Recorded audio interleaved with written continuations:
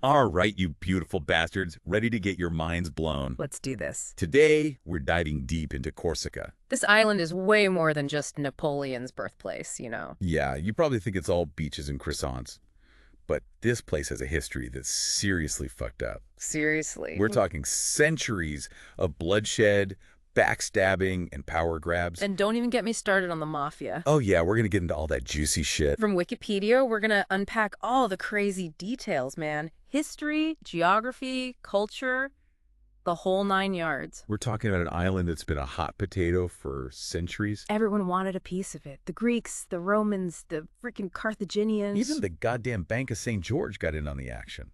The Bank of St. George. Yeah, and imagine your bank owning an island. That's some wild shit. Fucking right, it is. But let's rewind a bit. Back in the day, the Genoese, these Italian merchant pricks, they were running the show in Corsica. They thought they could just waltz in and exploit the island for their own game. But the Corsicans weren't having any of that bullshit. Nope. They fought back, and they fought hard. And that's where this badass motherfucker Pasquale Pali comes in. Pasquale. This dude was like the George Washington of Corsica. Except, you know, with a much cooler accent. And a serious vendetta against anyone who tried to fuck with his island. Seriously, this guy was a straight-up revolutionary. He led the Corsicans in a revolt against the Genoese, kicked their asses out, and established the Corsican Republic in 1755. Talk about a power move. But it wasn't all sunshine and roses. Paoli and his republic got caught in the middle of a pissing contest between the British and the French. Yeah, those two empires were always at each other's throats, fighting for control of Europe. And Corsica was just another pawn in their game. It's a classic tale of a small nation trying to maintain its independence in the face of larger, more powerful forces. And let's not forget, Corsica has always had a reputation for being a bit unruly. Unruly?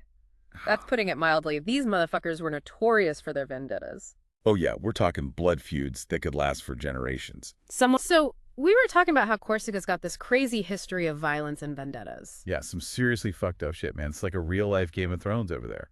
It's true, and nothing showcases that more than the story of Ivan Colonna. Ivan Colonna, the dude who offed that French bigwig back in the 90s. Exactly. He was convicted of assassinating the prefect of Corsica, Claude Arignac. Oh yeah, Arignac, right. So remind me, who the hell was this prefect guy, and why was he such a big deal? Basically, the prefect was like the French government's top dog in Corsica. So killing him was a huge fuck you to France. Damn, a real power move.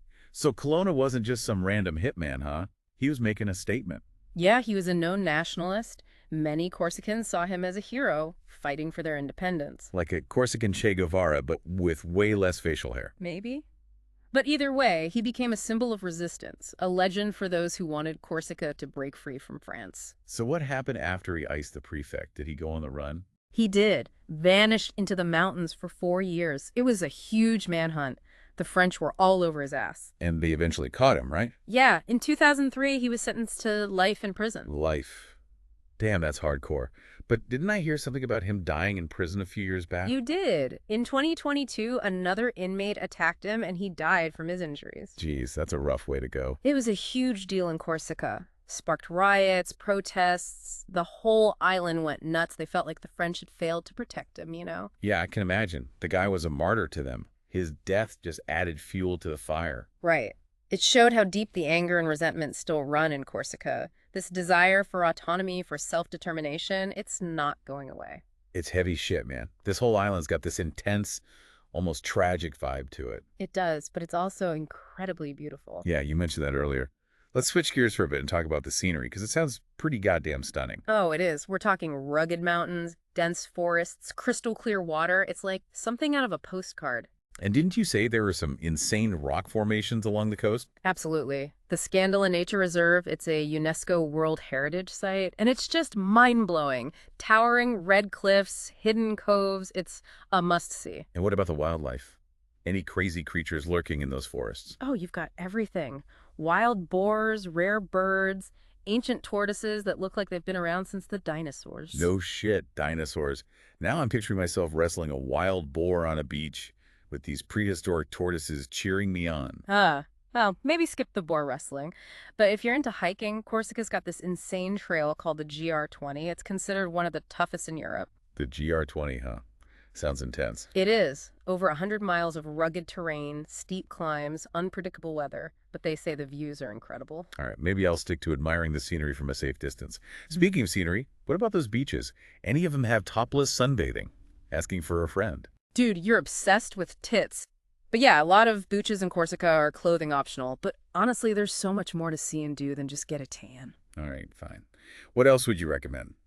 Besides, getting myself killed on a hiking trail. You could go kayaking or paddleboarding along the coast, explore those hidden coves, or go scuba diving, check out the underwater world. They even have these incredible sea caves. Wait, sea caves? Are we talking pirate hideouts here? Maybe not pirate hideouts, but definitely some amazing natural formations. Who knows, you might even find some buried treasure. All right, you've sold me.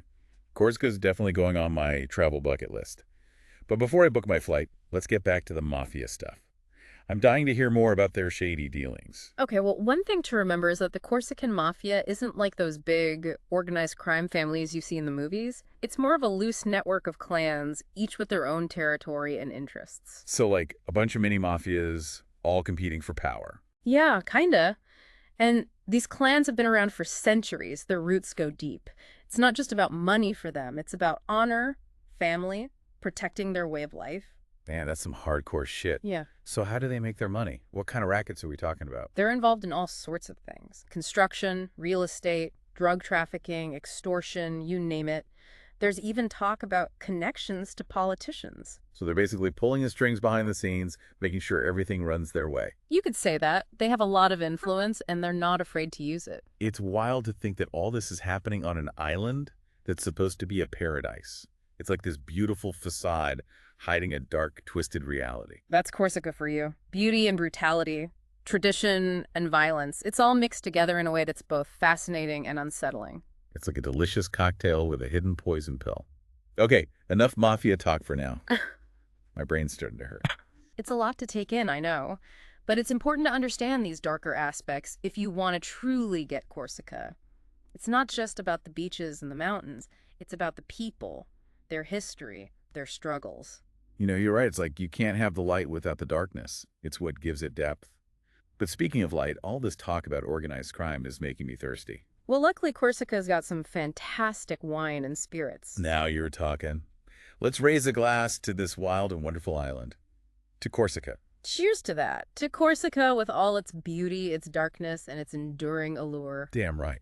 But seriously, before we get too tipsy, let's get back to the mafia stuff. I want to hear more about those high-profile cases you mentioned. Okay, if you insist. One case that really stands out is the assassination of Antoine Navagioni. Navagioni, right. Correct. Wasn't he some big-time player in the Corsican mafia? Yeah, the guy was a total badass. He ran a security company called SCCS. A security company, huh? That's a pretty good front for some shady shit, I gotta say. Oh, it was a front, all right. They were the muscle for all sorts of illegal activities on the island. Protection rackets, smuggling, you name it. So basically, they were the go-to guys if you needed some persuasion done. You could say that. They didn't have a reputation for being subtle. So what happened? Did the French finally catch up with them? Bust their whole operation? Oh, it was way more dramatic than that. Navagioni was found dead in his car at the airport. At the airport? Talk about a public execution. What, did they whack him right there in the parking lot? Execution-style hit. Shot to the head.